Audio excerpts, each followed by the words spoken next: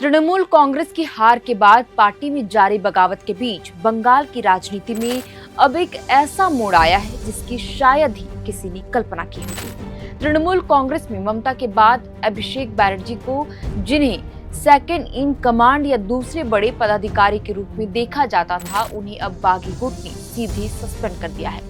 इतना ही नहीं, ममता बनर्जी को भी अध्यक्ष पद से रिप्लेस कर दिया गया है। अब ऐसे में सवाल उठने लगे हैं कि क्या असली टीएमसी बनाम नकली टीएमसी की जंग शुरू हो चुकी है, क्योंकि बागियों ने टीएमसी की कमान पूरी तरह संभाली है।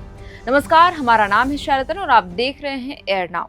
और आज की इस वीडियो में हम विस्तार से बात करेंगे कि पार्टी के अध्यक्ष पद से हटाए जाने के बाद ममता ने क्या कुछ कहा है और क्या अब ममता के पास पार्टी का अस्तित्व बचाने के लिए कोई विकल्प बचा है। पश्चिम बंगाल में ऋतुव्रत बैनर्जी के नेतृत्व में बागी तृणमूल कांग्रेस ने अभिषेक बैनर्जी को पार्टी से सस्पेंड कर दिया है और ममता बनर्जी को पार्टी के चेयरपर्सन पद से भी हटा दिया है। दरअसल सोमवार को कोलकाता के न्यू टाउन में एक लग्जरी होटल में हुई एक मीटिंग में ऋतुव्रत बैनर्जी और संदीपन साहा ने ममता बनर्जी को पूरी तरह से किनारे कर दिया और पार्टी की कमान अपने हाथों में ले ली। बैठक में तृणमूल कांग्रेस से अलग हुए बागी विधायक और पूर्व जनप्रतिनिधि भी शामिल हुए। इवेंट के नजारों से तो यह साफ हो गया कि तृणमूल संगठन पूरी तरह से बिखर चुका है, जो सिर्फ विधायकों और संसदीय दल से आगे निकल गया है। कोलकाता नगर निगम के 50 से अधिक पूर्व तृणमूल पार्षदों के अलावा मुर्शिदाबाद और ब्रह्मपुर के कई पूर्व जनप्रतिनिधि भी बैठक में शामिल हुए और बागी गुट के साथ जुड़ गए।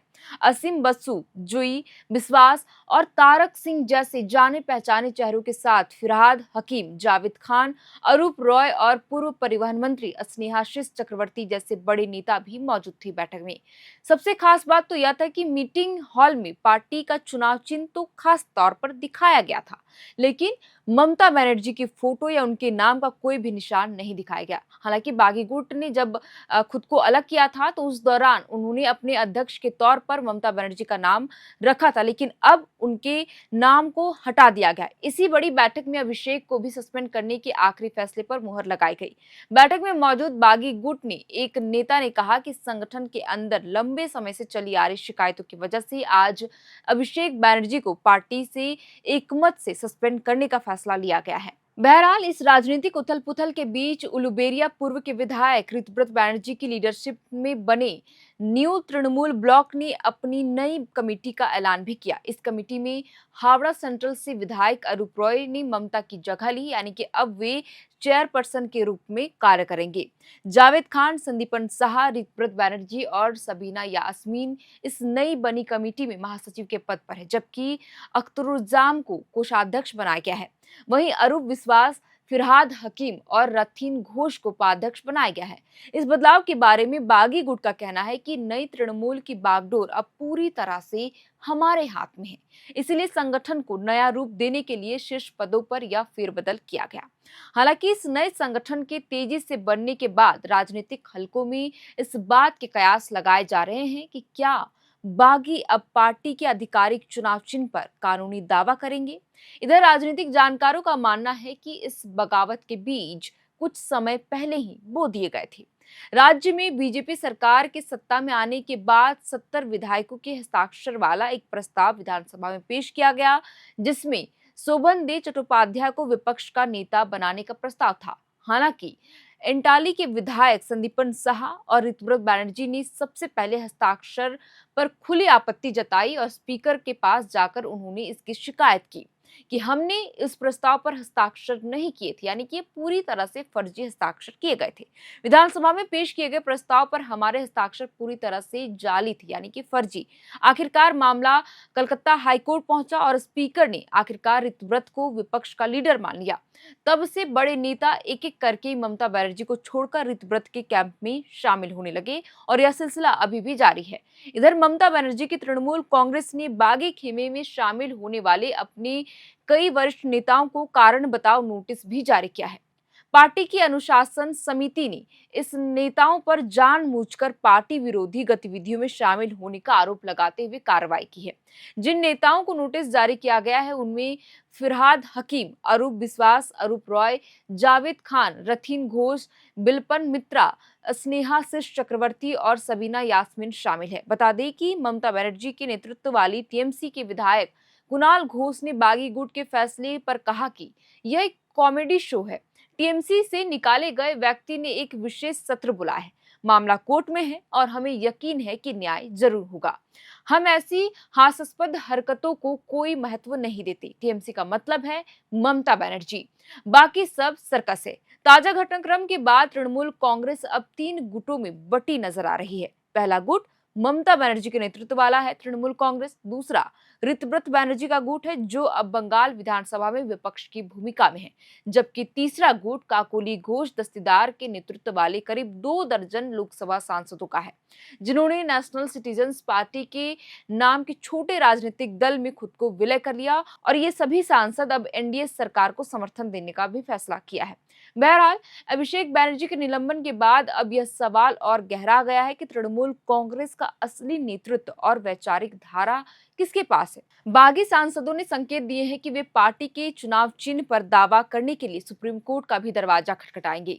बागी विधायकों ने भी पार्टी के नाम और सिंबल पर अपना दावा ठोका है। हालांकि अभिषेक बनर्जी कुछ दिन पहले ही लोकसभा स्पीकर ओम बिरला से मुलाकात कर बागी सांसदों के खिलाफ कार्रवाई करने की मांग की थी, लेकिन अब बागी विधायकों की गुट ने ही अभिषेक बनर्जी को पार्टी से सस्पेंड कर दिया है।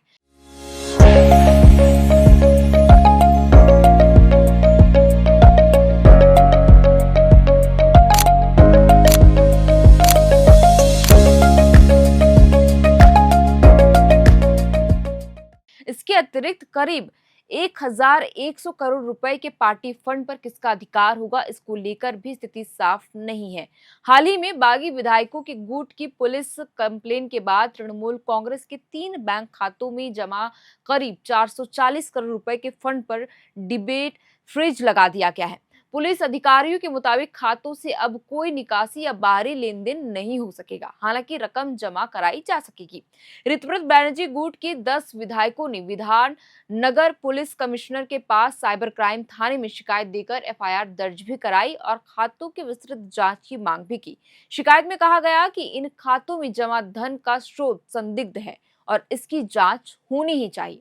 विधायकों ने आरोप लगाया कि खातों में जमा रकम कथित तौर पर अवैध गतिविधियों, कटमनी वसूली, सरकारी धन के दुरुपयोग और घोटालों से आई हो सकती है।